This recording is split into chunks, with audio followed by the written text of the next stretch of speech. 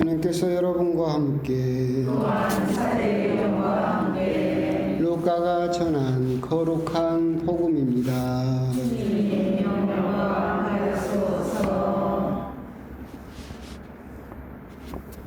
그때 예수님께서는 갈릴레아의 가파르나움 고을로 내려가시어 안식일에 사람들을 가르치셨는데 그들은 그분의 가르침에 몹시 놀랐다. 그분의 말씀에 권위가 있었기 때문이다. 마침 그 회당에 더러운 마귀의 영이 들린 사람이 있었는데 그가 크게 소리를 질렀다. 아, 나자렛 사람 예수님, 당신께서 저희와 무슨 상관이 있습니까? 저희를 멸망시키러 오셨습니까? 저는 당신이 누구신지 압니다. 당신은 하느님의 거룩하신 분이십니다. 예수님께서 그에게 조용히 하여라, 그 사람에게서 나가라 하고 꾸짖으시니 마귀는 그를 사람들 한가운데 내동댕이 치기는 하였지만 아무런 해도 끼치지 못하고 그에게서 나갔다. 그러자 모든 사람이 몹시 놀라 이게 대체 어떤 말씀인가? 저희가 권위와 힘을 가지고 명령하니 더러운 영들도 나가지 않는가? 하며 서로 말하였다. 그리하여 그분의 소문이 그 주변 곳곳으로 퍼져나갔다. 주님의 말씀입니다. 그리스도님 감사합니다. 주님 예수님. 추석도 성큼성큼 다가오고 있습니다. 9월 순교자 성월입니다. 오늘 복음은 이제 차분히 그냥 천천히 한번 들여다보면 안식일에 예수님께서 더러운 마귀를 쫓아내시는 기적 이야기이고 거기에 시작은 권위가 있으셨다. 다른 사람에 비교해서 예수님께서 하시는 말씀에는 권위가 있었다라고 사람들이 증언을 하고 있죠. 권위와 권위적이라는 말은 한 글자 차이지만 큰 차이를 지니고 있는데 성경에서 말하는 권위라고 하는 것은 어원적으로 보게 되면 그 존재 자체로부터 나오는 힘, 그러니까 권위적이라고 하는 것은 자기 존재 자체로부터 나오는 힘이 아니죠. 지위라든가 아니면 직책이라든가 아니면 겉에 있는 무슨 비싼 옷이라든가 외제차라든가 졸업장이라든가 출신 대학이라든가 뭐 이런 걸 가지고 자기 존재 자체로 나오는 힘이 아니라 외부의 것을 가지고 그걸 꾸며내는 것을 권위적이라고 부르지만 권위는 그 존재 자체에서 나오는 힘을 말하고 있다. 라틴어로 따져서 이 권위의 어원을 따져보면 권위는 한마디로 말하면 선한 영향력이라고 정의할 수 있습니다. 권위다라고 한다면 어떤 큰 힘을 가지고 있다 그런 것이 아니라 그 사람이 가진 선한 영향력이 주변 사람들에게 퍼져나가는 거죠. 오늘 악한 영을 물리치는 것도 결국 예수님께서 가지셨던 선한 영향력이 주변으로 퍼져나가서 악한 영을 몰아내는 모습을 볼 수가 있죠. 권위적이라고 한다면 그것은 선한 영향력이라고 볼 수는 없겠고 권위적인 사람에게 우리들이 잠시 복종한다라고 하지만 그 선한 영향력을 받아서 진심으로 우리들이 따르는 것이 아니기 때문에 그냥 일시적이고 금세 다시 없어져 버리는 특징을 지니고 있죠. 그분의 말씀에 권위가 있었다. 그 말씀에 선한 영향력, 존재 자체로부터 나오는 선한 영향력이 있어서 주변 사람들에게 알게 모르게 퍼져나가면서 결국은 더러운 악령도 거기에 굴복을 하게 되었다라고 말씀을 또 드릴 수 있겠습니다. 또 말씀에 대해서도 이야기를 할 수 있겠지만 너무 많이 하면 또 길어지니까. 그리고 나서 이제 밑에 가면 이제 본격적으로 재밌는 부분이 나오죠. 마귀가 예수님에게 이야기를 합니다. 당신이 누구신지 압니다 라고 이야기를 하고 있죠. 계속해서 복음에서는 악한 영이라든가 사탄이라든가 암령이라든가 계속해서 예수님의 정체를 드러냅니다. 당신이 누구인지 압니다. 당신은 하느님의 거룩하신 분이십니다 라고 정체를 사람들 앞에서 고백을 해버리고 알리려고 하고 있죠. 그것은 사탄이 가지고 있는 그런 궁극적인 계략, 결국은 예수님을 이 땅의 역사 안에다가 뿌리를 받게 해서 시간이 지나면 마모돼서 사라지게 만들어버리기 위해서 결국 이 지상에서 수많은 황제와 장군과 수많은 위인들이 있었지만 우리가 기억하는 황제나 위인들은 세계 공통적으로 별로 없습니다. 다 사라져버렸고 잊혀져 버렸고 1000년 이상 가는 제국도 없어요. 다 사라져버리듯이 사탄은 결국 예수님의 기적이라든가 그걸 보고 사람들을 따르게 해서 이 지상의 나라를 만들어서 시간이 지나면 예수라는 이름도 그분이 세우신 나라도 사라지게 만들어버릴 작전이었죠. 그렇기 때문에 꼭 여러분들이 다른 복음을 보더라도 이 더러운 악령은 말을 뭐라고 시작하냐면 나자렛 사람 예수님이라고 시작을 합니다. 사람으로 시작을 합니다. 당신은 그리스도 하느님이십니다라고 고백하는 것이 아니라 사람이기 때문에 사람의 일을 해서 이 지상에서 마모돼서 사라지기를 바라기 때문에 그분을 사람이라고 이야기를 하면서 예수님의 정체를 드러내고 있죠. 그러면서 당신이 누구신지 압니다라고 이야기를 하고 있습니다. 알다라고 하는 것은 제가 몇 번 말씀드렸죠. 알다라고 하는 것은 두 가지가 있다라고 그랬죠. 무엇에 대해서 아는 것이 있고 무엇을 아는 것이 있다. 결국 이 사탄이 알고 있는 것은 뭡니까? 예수님에 대해서 알고 있는 거죠. 무엇에 대해서, 즉 예수님에 대해서 아무리 많이 안다고 하더라도 그것은 구원에 이르지 못한다. 도움은 될 수 있을지 모르지만 그것이 결국 구원을 가져다 주지는 못하죠. 그래서 제가 항상 누님 말씀드렸고 이제 다 알아버릴 것 같아. 예수님의 혈액형이 뭐라고요? 아이, 다 알아버렸어. 예수님의 띠는 뭐라고요? 응? 다 알아버렸네. 그러고 나서 비장의 무게가 있었죠. 예수님의 MBTI가 뭐라고? ESTJ 이름. 사람들을 만들었죠. 하여튼 그렇게 예수님에 대해서 막 주저리 막 많이 알아요. 사실은 여러분보다도 예수님을 안 믿는 성경학자라든가 신학자라든가 이런 사람들 여러분보다 예수님에 대해서 훨씬 잘 알고 있어요.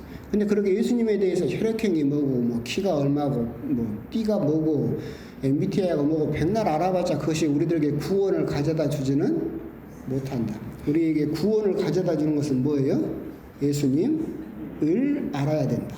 예수님을 아는 방법은 뭐라겠어요? 같이 살면 된다. 그랬죠. 이 사탄은 결국 당신이 누구신지 알고 있었지만 예수님을 아는 것은 아니었죠. 그냥 예수님에 대해서 하나님의 거룩하신 분이십니다라고만 알고 있었고 그래서 꾸중을 듣고 쫓겨나게 됩니다. 그걸 결정적으로 드러내는 것이 뭐냐면 저희와 무슨 상관이 있습니까? 라고 이야기를 하고 있죠.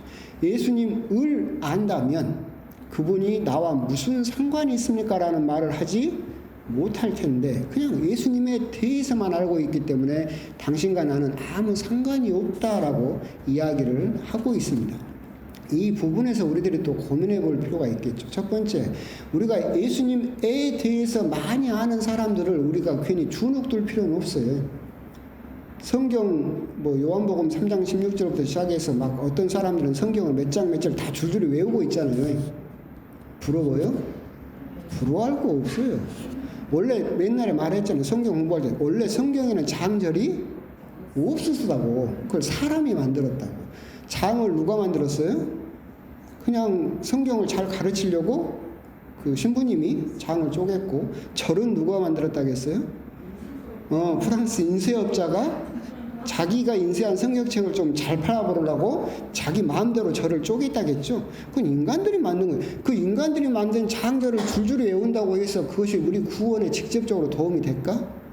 도움이 되겠지. 되기야. 어제가 어디 뭐 조금 어디 뭐 구석탱이 조금 도움이 되겠지만 중요한 건 뭐예요? 그 말씀을 사는 거지. 그걸 백날 외우고 있어봤자 뭐예요? 그걸 사는 것이 더 중요하겠죠. 그런 부분 우리가 생각을 해봐야 된다. 우리도 예수님을 알아야 된다. 그래서 예수님을 알기 위해서는 그저 에 대해서 장절을 외우고 막 여러 가지 신학적인 내용을 아는 것이 중요한 게 아니라 그것을 사는 것이 중요하고 그러면 예수님과 함께 살아야 된다. 예수님과 함께 사는 방법은 간단하다겠죠? 어떻게?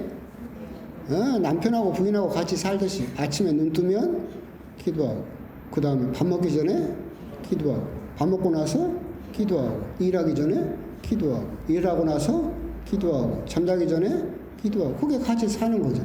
그렇게 살다 보면 우리 삶에서 예수님을 알게 된다. 아, 그분은 정말 이런 분이시구나를 알게 되면 그 깨달음이 우리들을 구원으로 이끌 수 있다라고 하는 겁니다. 두 번째는 저희와 무슨 상관이 있습니까? 라는 그 구절입니다. 이건 사탄이 하는 이야기죠. 결국은 하느님과 나는 아무 상관이 없다라는 이야기고, 이 부분에 대해서 교황님께서 이야기를 하신 것이 영적 세속성에 대한 말씀을 하십니다. 복음의 기쁨에서 영적 세속성은 뭐냐면 겉모습은 신자예요. 하지만 하는 삶의 모습은 세상 사람과 똑같아요. 그래서 성당을 다니고 기도를 하고 신앙을 믿고 하나님을 믿는다라고 고백을 하지만 세상 사람들하고 똑같이 이익에 민감하고 나 손해보는 꼴은 못 보겠고 희생과 양보는 안 하겠다. 세상에서 하는 똑같은 자본주의 논리나 세상의 논리를 가지고 결국 신앙생활을 하는 것, 그러면서도 겉으로는 거룩한 영적인 모습을 꾸미는 것을 교황님은 영적 세속성이라고 하시면서 뭐라고 말씀을 하셨냐면, 영적 세속성은 예수님은 믿지만 십자가는 거부한다. 성모님은 사랑하지만 그분의 순명은 따르지 않는다. 교회는 다니지만 순교는 거부한다. 그거예요. 그러니까 나 성당을 다니면 하나님을 예수님을 믿어요. 하지만 그분의 십자가, 희생 이런 거 싫어. 나는 그냥 내가 편한 대로, 내가 좋은 대로만 다닐게. 성모님의 순명, 성모님 이쁘고 막 얼마나 좋아. 근데 그분이 보여준 순명은 난 싫어. 안 할래. 교회는 다니지만 순교는 거부한다. 그게 영적 세속성이죠. 그걸 한마디로 말한 게 뭐예요? 저와 무슨 상관이 있습니까? 그렇죠? 성당 다닐 때는 신자이고 사람들 앞에서 열심한 신앙인처럼 보이지만 세상을 살 때, 밖에서 사회생활 할 때는 당신이 나하고 무슨 상관이 있습니까? 내가 돈 벌고 하는데 그게 하느님 믿는 것이 나하고 무슨 상관이 있습니까? 라고 이야기를 하게 된다면 결국 우리들은 사탄이 했던 이야기와 똑같은 이야기를 하게 된다. 옛날에 신학교에서 윤리신학을 가르치셨던 그 교수 신부님이 그때 이야기했다고 그랬잖아요.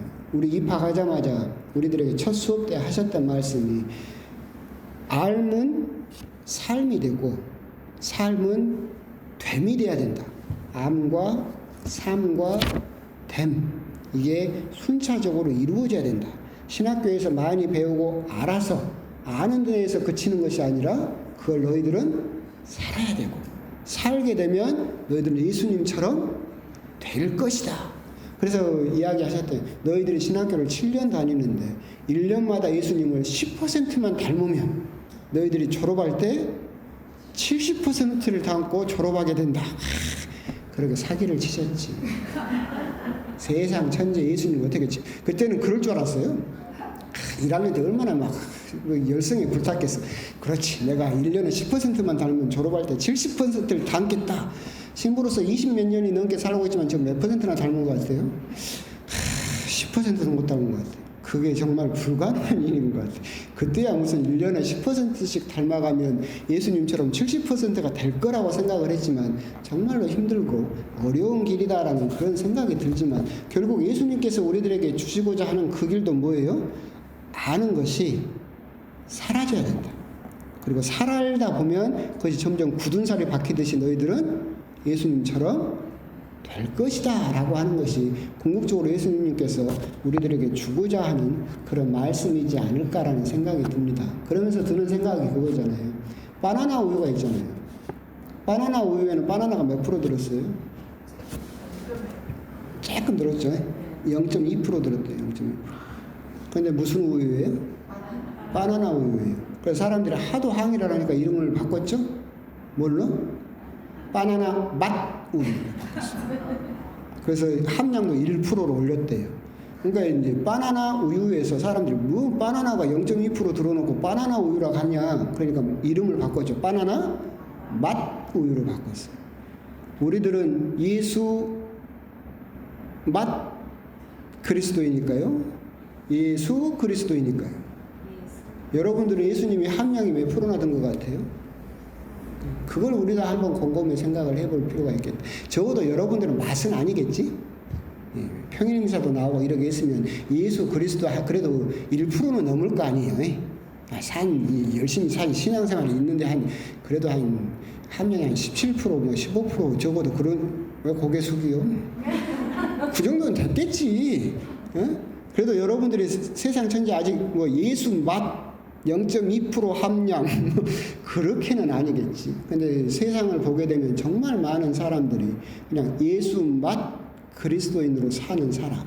그러면서 사실은 신앙인처럼 막 앞에 나가서 정광훈이 이명박이 그 예수 맛 그리스도인 수천지잖아요. 그런 예수 맛이라고 자기는 하느님을 믿는다고 말은 하지만 함량이 한 0.2%, 0.1%만 들은 그거 맛만 내는 그리스도인이 될 수도 있다. 그렇게는 그런 사람들이 하는 말이 결국 내가 세상 사는데 당신이 나랑 무슨 상관이 있습니까? 이건 세상의 논리대로 해야 되는 겁니다. 라고 해버리면 그 사람은 결국 예수 맛 그리스도인이 될 수밖에 없을 것이다. 오늘 복음을 보면서 이렇게 악한 영, 사탄이 했던 말, 저희와 무슨 상관이 있습니까? 당신이 누구신지 압니다. 정말로 그 말을 우리 역시도 곰곰이 묵상을 하면서 내가 예수님을 아는 것은 예수님에 대해서가 아니라 내 삶이 들어있는 예수님을 알아야 되고 그걸 살면 살수록 여러분들은 예수 맛 그리스도인이 아니라 뭘로 변하게 된다? 예수 그리스도인으로 되어갈 것이다. 그리고 적어도 여러분들은 아무리 그래도 맞자는 띄었을 거니까 너무 그렇게 자책하지 말고 고개 숙이지 말고 그래도 예수 그리스도인으로서 내 모든 일들이 하느님과 상관이 있게 그렇게 사셨으면 좋겠다라는 그런 말씀을 드리고 싶습니다. 아멘.